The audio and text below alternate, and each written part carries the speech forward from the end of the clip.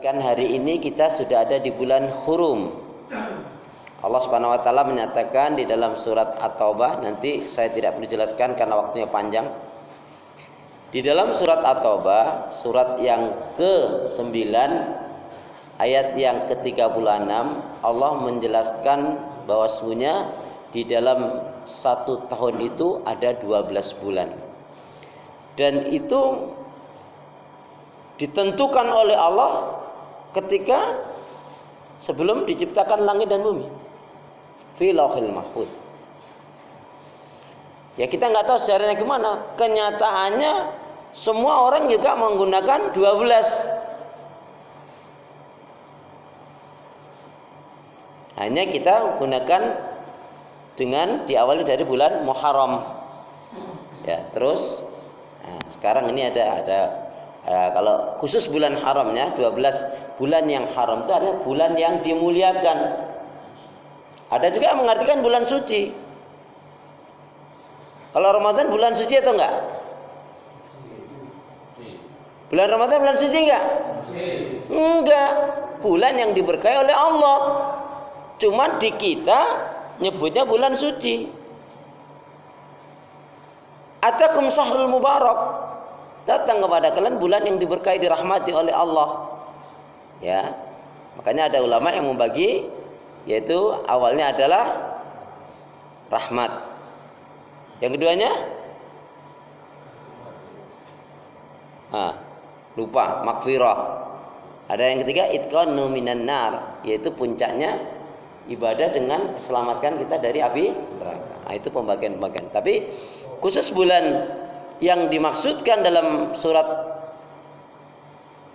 At-Taubah ayat yang ke-36, dari 12 bulan itu ada 4 bulan hurum, syahrul hurum, bulan yang yaitu dihormati, bulan yang dimuliakan oleh Allah, juga ada mengartikan bulan suci.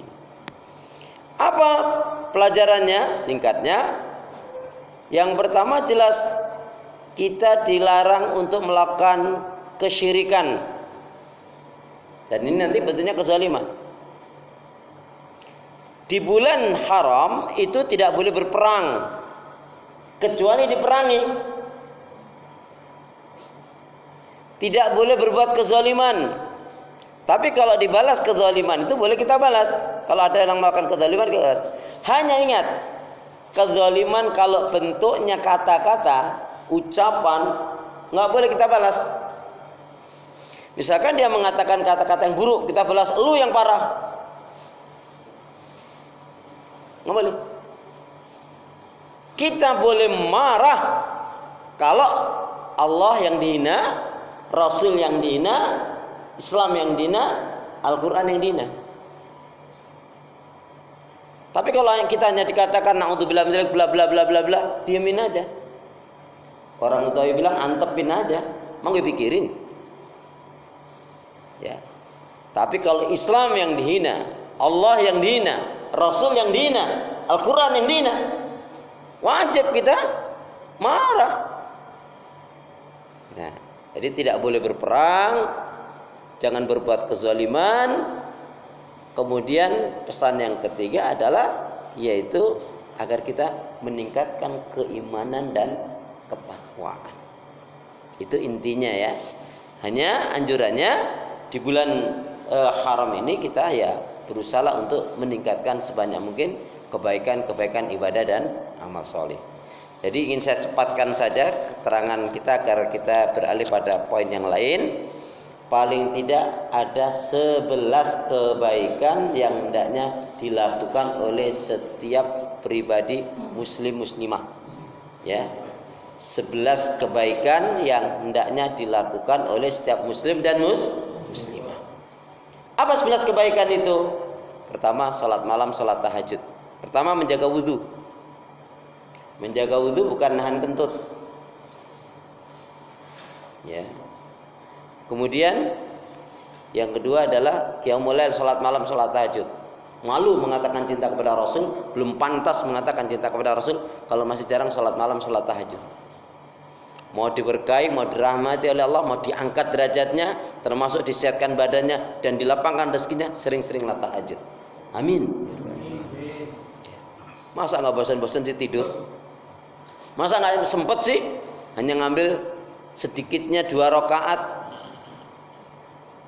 Ya, sering saya ulang-ulang. Sahabat Abdurrahman bin Auf dia mengatakan kalau malam harinya nggak sholat malam, nggak tahajud, pagi harinya sedih nyeselnya bukan karena ketiduran, kecapean. Maka besok paginya beliau mewajibkan dirinya beri makan sebanyak 60 fakir miskin kaum du'afa. Kalau belajar dari sahabat Utsman tahajud, sahabat Utsman itu sholat malam sholat tahajudnya kita belajarnya apa? Setiap malam beliau kalau sholat malam sholat tahajud itu yang dibaca 1-2 juz dari Al-Quran. Nah, kalau sahabat Ibnu Umar putranya Umar bin Khattab kalau nggak tahajud apa yang dilakukan? Karena kecapean ketiduran, bukan sengaja. Karena siapa yang dia sering ya lewat dari tahajudnya dan subuhnya kesiangan positif berarti dia dikencing oleh syaitan. Jangan bayangan ngucur gitu ya. Tapi berat, pokoknya ada saja.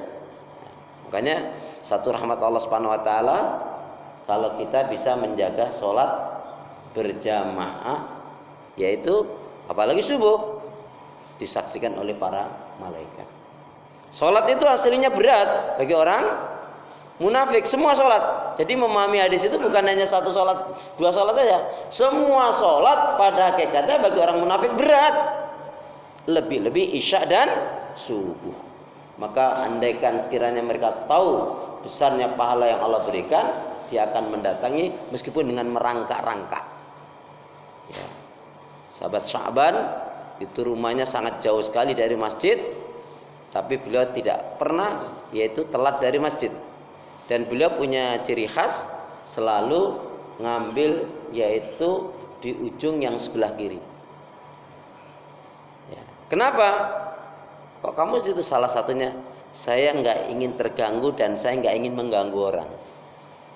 Udah dia tanda kan mana mengganggu gimana? Posisinya gitu loh. Ya. Itu salah satu jawaban beliau. Saya nggak mau mengganggu dan saya nggak ingin terganggu dan nggak mau mengganggu orang lain. Ya. Baik, saudara seiman, hamba Allah yang cinta pada kebaikan dan kebenaran. Ya. Kemudian yaitu perbanyak doa, zikir, istighfar, qiraatil Quran, sholawat Nabi, dan juga memperbanyak sedekah, ya, menjaga sholat rawatib, sholat qabliyah ba'diyah, karena besar pahalanya. Siapa yang dia menjaga, maknanya bukan sekali melakukan, barang dia selalu menjaga. Dia menjaga berarti melakukan setiap hari sholat rawatib yang 12. Itu Rasul yang mengatakan apa? Akan dibangunkan di akhirat nanti istana atau rumah bait di surganya Allah Subhanahu wa taala. Ya. Kalau nggak bisa 12, yang 12 paling enggak yang ya 10. Ya. Sudah nggak ada tawaran lagi. Kalau cuma 2 ya itu baru belajar. Masa belajar udah 15 tahun belajar 2 aja. Ya. Menjaga tahiyatul masjidnya, ya. Kemudian juga tadi perbanyak doa, zikir, istighfar, qiraatil Quran wa tadabburuhu, sholawat Nabi, dan mendoakan orang lain. Tapi ada satu amalan yang lebih-lebih di bulan Hurum ini, 4 bulan yang dihormati ini, apa amalan yang paling baik? Pak, itu baik semua. Tapi ada satu amalan yang apa? Yaitu membahagiakan orang tua. Membahagiakan orang tua, nyenengin orang tua. Ternyata saya simpulkan bagi orang tua itu ternyata di usia tua nanti orang disebut orang tua karena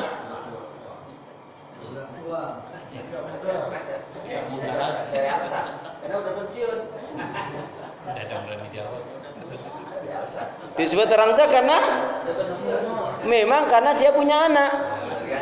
Salah satunya. Ya. Yang kedua, dia disebut tua karena memang karena yang dibawanya lebih muda. Tapi ya disebut tua karena memang dia sudah nggak ya kan? Disebut tua karena dia sudah nggak muda. Coba Kalau ini ada anak-anak SD ini tua semua. Karena yang lihat anak SD. Ya udahlah itu nggak usah dibahas panjang.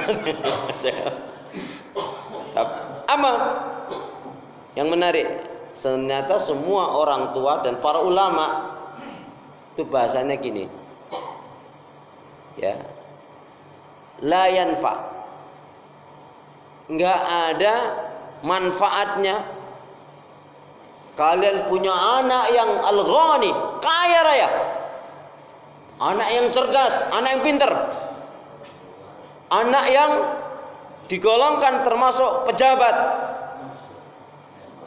pedagang yang sukses, pengusaha yang luar biasa.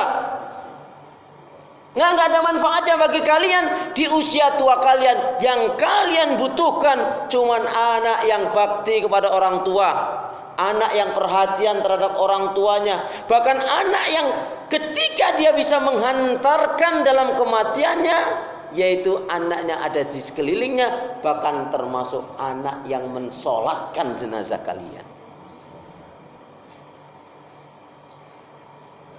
Ya. Mau pinternya macam apa, mau kayanya macam apa, mau gelarnya macam apa, mau pengusaha miliknya, nggak ada manfaatnya.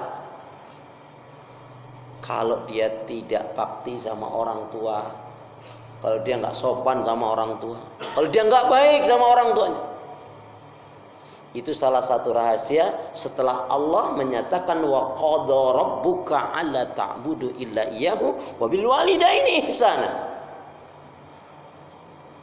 Kalau perintahkan, wajibkan kepada manusia, itu apa? Beribadah kepada Allah, mengesahkan, mentauhidkannya, tidak syirik, tidak mensekutukannya. Kemudian setelah itu dibarengi apa? Allah lanjutkan, berbakti kepada orang tua. Ya. Rasulullah pernah ditanya, ya Rasul, bahkan Rasul yang melontarkan pertanyaan, tahukah kalian orang yang mandul?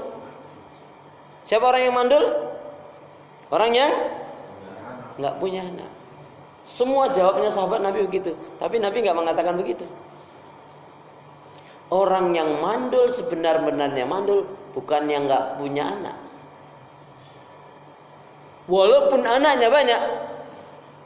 Tapi kalau nggak anak itu solihah, maka sebenarnya dia mandul. Yang sebenar-benarnya mandul, tersiksa loh itu.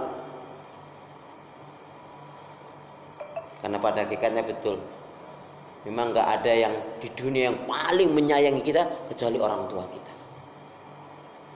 Jin apa jin? Maka jangan pernah kamu lukai, jangan pernah kamu sakiti orang tuamu.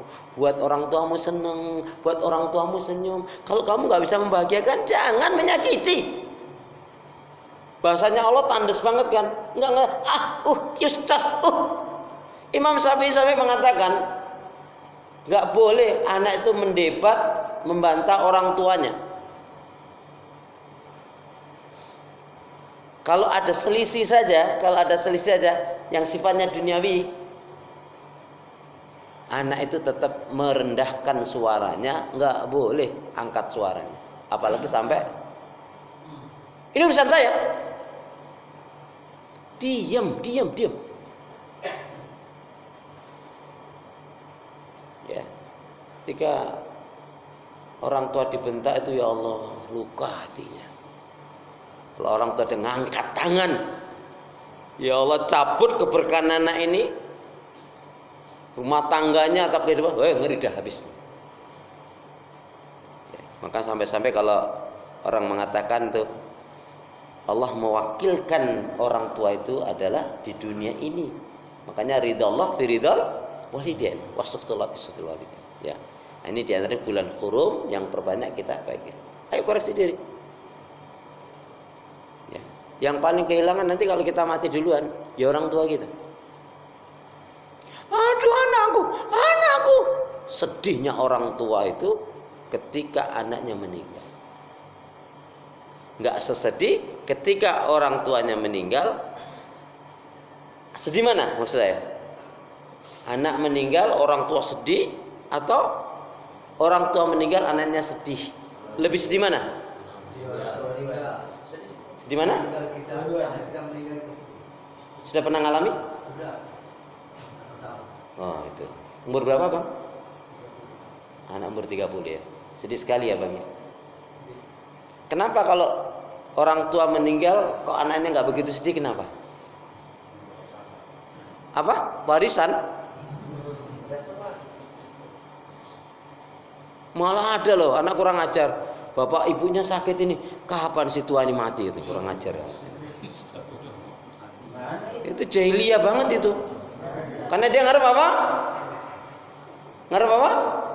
Waris tadi itu. Kalau orang tua ngumpulin ini itu, punya rumah, punya kendaraan, punya sawah ladang, punya kontrakan apa, yang dipikirkan ini nih aku mati nggo anak-anakku. Ning anake malah ora tahu diri. Apa yang dipikirkan oleh orang tua? Kalau dia punya rumah, punya kendaraan, punya kontrakan, punya sawah, punya ladang, masya Allah, nggo anak putuku. Tapi kalau anak baru punya ini punya itu aja, jangan sampai orang tuanya dikasih. Naudzubillah min dzalik. Enggak berkah kalau gitu, ya. Jadi itu di antara kebaikan-kebaikan ya menjaga wudu, salat tahajud, banyak doa, zikir, istighfar, qiraatul Quran, sholawat Nabi, mendoakan orang lain, ya, sedekah. Yang jarang sedekah berarti kikir. Ya, yang jarang sedekah berarti kikir. Ya. Yes. Bang Dandi. Ada betul. Ya. Jadi apa namanya? Yang jarang sedekah berarti pelit. Nah, mau diberkahi oleh Allah ya sedekah. Salah satu keberkahan harta kalau kita sedekahkan. Baik jamaah sekalian, itu sebagai mukadimah. Mukadimah. Katanya sebentar kok, ini mukadimah. Ya. Baik, sebelum saya lanjutkan, intinya bulan yang haram itu ada 4, yaitu Dzulqa'dah, Dzulhijjah, Muharram dan Rajab. Di bulan Rajab doa yang menggelegar adalah yaitu apa? Allahumma barik lana fi Rajaban wa Sa'banan wa ballighna Ramadan. Ya. Itu diantaranya doa yang baik yang bisa kita lakukan. Ya Allah, berilah keberkahan pada kami di bulan Rajab, Sa'ban, dan sampaikanlah yaitu sampai bulan Ramadan. Itu salah satunya. Jadi intinya untuk meningkatkan kebaikan amal soleh. Ya. Ada 3 hal penting di bulan Hurum ini. 1, jangan melakukan kesyirikan, kezaliman, tidak boleh berperang, nggak boleh juga berperang. Dan itu hebatnya, semua agama, lebih-lebih Islam, tahu itu. Jadi kalau ada orang Yahudi Nasrani, ya, mereka melakukan peperangan, sengaja menyerang, itu mereka tahu kalau itu melanggar. Mereka nggak bisa mengelak itu. Allah alam bagaimana, tapi disepakati bulan itu, ya, sebenarnya kan nih, kan kamu berarti melanggar syariat ini. Nah, itu semua yang kaitannya dengan agama. Baik, jamaah sekalian, kemudian wallahu ma'akum minal muttaqin. Allah beserta dengan orang-orang yang bertakwa. Artinya apa? Tingkatkanlah keimanan dan ketakwaan. Satu hal yang penting juga perhatikan. Jadi semua dosa, ya, semua dosa diperbesar. Artinya dosa, kalau orang itu melakukan dosa di bulan Rajab ini, dosanya lipat. Begitu juga kebaikan pun dilipat gandakan pahalanya oleh Allah. Maka berusahalah kita menjauhkan perbuatan dosa dan maksiat, ya, dengan minta pertolongan kepada Allah Subhanahu wa taala. Di antaranya kita berdoa apa? Bismillahirrahmanirrahim. Allahumma a'inni ala dzikrika wa syukrika wa husni ibadatika. Ya Allah, berikanlah kekuatan kemampuan kepadaku untuk selalu ingat zikir kepadamu, mensyukuri nikmat-nikmatmu dan baik dalam ibadah kepadamu. Amin ya rabbal alamin. Jamaah sekalian, kita akan lanjutkan yaitu sampai pada hadis yang ke-37, walaupun nanti setelah khatam ini nanti kita akan akan ulas kembali karena hampir semuanya tidak dari awal mengikutinya dan juga kita sudah terputus juga ya. Jadi insya Allah nanti kita akan ulas lagi biar lebih matang betul. Setidak-tidaknya ini menjadi saksi kita nanti di akhirat sebagai bukti cinta kita kepada Nabi.